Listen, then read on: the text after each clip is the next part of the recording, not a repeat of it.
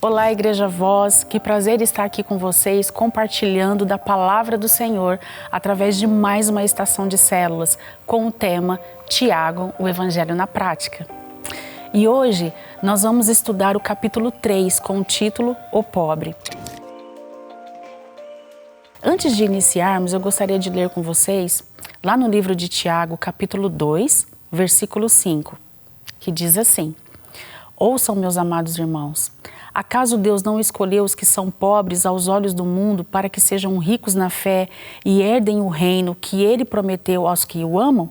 Eu tenho uma anotação aqui que diz assim: o tema central de Tiago é a religião pura, a fé que é testada por meio das muitas provas, tentações e aflições pelas quais o verdadeiro povo de Deus passa todos os dias. Essas provações positivas ou negativas do cristianismo puro revelam nossas constantes qualidades espirituais e carnais. Aqui, Tiago procura levar os ouvintes e leitores a enxergarem a vida sobre outra perspectiva, não a perspectiva humana, e sim a espiritual. Aos olhos do mundo, quando nós falamos o pobre, o pobre ele é desprezado, ele é sem valor, ele é menosprezado. No entanto, com a sabedoria que vem do alto, Deus tem prazer em elevar a condição do pobre em outro patamar, para que ele possa ter uma vida mais digna. Olha que maravilha, Que maravilha, queridos, que o nosso Deus sempre nos conduzindo a caminhos mais prósperos, caminhos abençoados, caminhos que nós mesmos nem podemos imaginar. Esse é o nosso Deus, esse é o Deus que nós confiamos, esse é o Deus que nós seguimos e esse é o nosso Pai. Deus, Ele é maravilhoso, meus queridos, e nós precisamos entender e nos alegrar com essa situação que nos é imposta.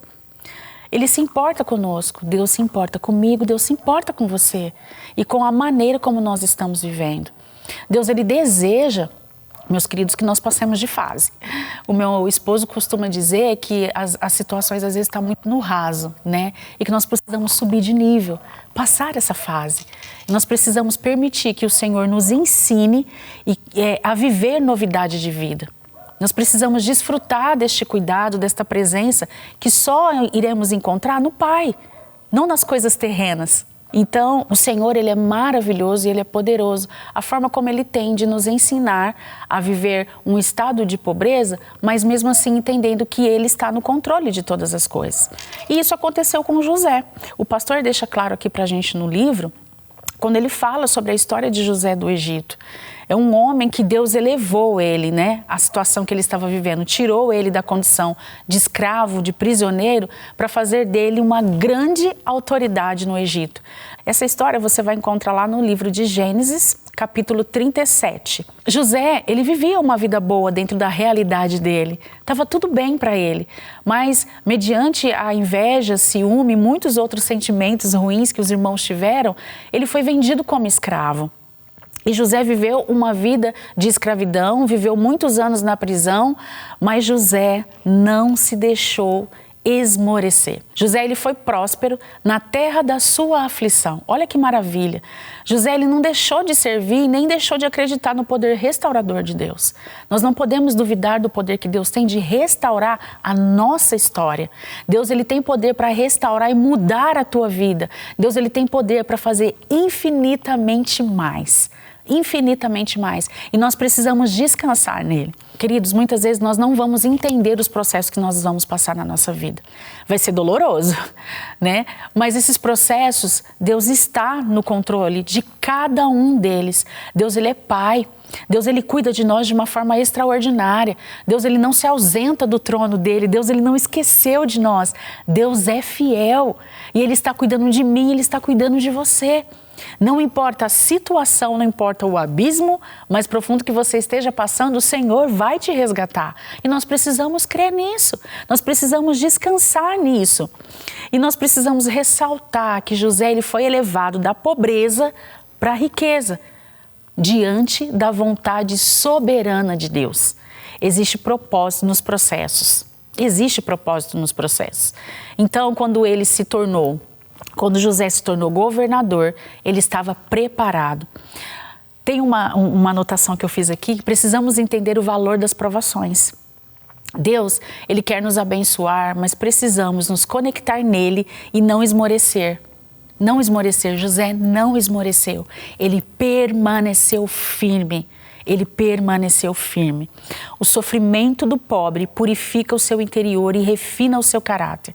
A nossa alegria não depende das circunstâncias boas, mas sim do que desfrutamos em Deus. Meus queridos, o nosso socorro vem do Senhor. Salmo 121. Eleva os meus olhos para os montes, de onde me virá o socorro? E o meu socorro vem do Senhor, que fez os céus e a terra. Quando você clama, o teu socorro vem dele. O cuidado vem dele, a bênção vem dele e nós podemos descansar nele.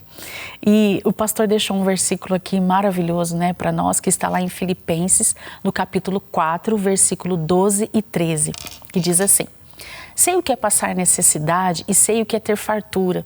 Aprendi o segredo de viver contente em toda e qualquer situação, seja bem alimentado, seja com fome, tendo muito ou passando necessidade. Tudo posso naquele que me fortalece. Queridos, eu tenho experimentado disso. Eu tenho experimentado desse cuidado. E tudo posso naquele que me fortalece. E o Senhor tem feito coisas novas na minha vida, na nossa casa, na nossa família. O Senhor tem nos guardado, o Senhor tem nos sustentado, porque nós temos descansado nele. Queridos, e isso está bem claro aqui no livro de Filipenses, capítulo 4, versículo 12 e 13, que diz assim: sei o que é passar necessidade e sei o que é ter fartura. Aprendi o segredo de viver contente em toda e qualquer situação, seja bem alimentado, seja com fome, tendo muito ou passando necessidade. Tudo posso naquele que me fortalece. Obrigado, Senhor, porque tudo nós podemos em Ti. Tudo nós podemos em Ti. Eu posso dizer para vocês que eu tenho desfrutado dessa alegria em meio ao caos. A nossa casa tem desfrutado desse cuidado, desse consolo, dessa proteção, porque tudo nós podemos em Deus, meus queridos. Tudo nós podemos em Deus.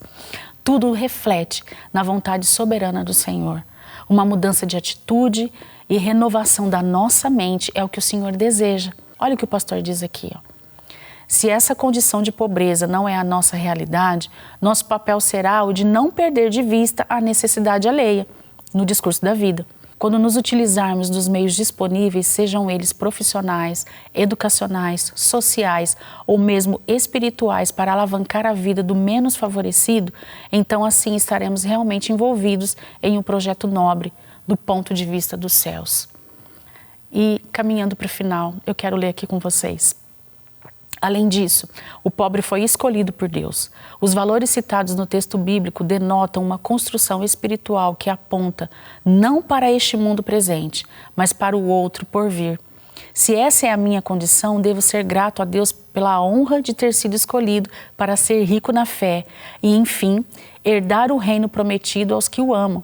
Portanto, o autor deseja que tenhamos a visão correta acerca do pobre, não o desprezando e agindo em favor de seu favorecimento do ponto de vista físico, material e terreno.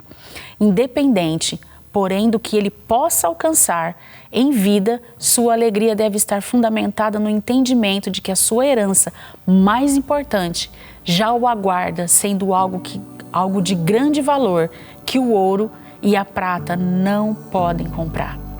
Queridos, essa é a vontade do Senhor.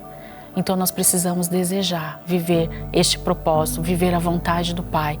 Que Jesus seja o centro das nossas vidas e que tudo vem dele, tudo volta para Ele. Que o Senhor nos abençoe nesta jornada e que seu coração se alegre com a presença do nosso Pai. Deus abençoe.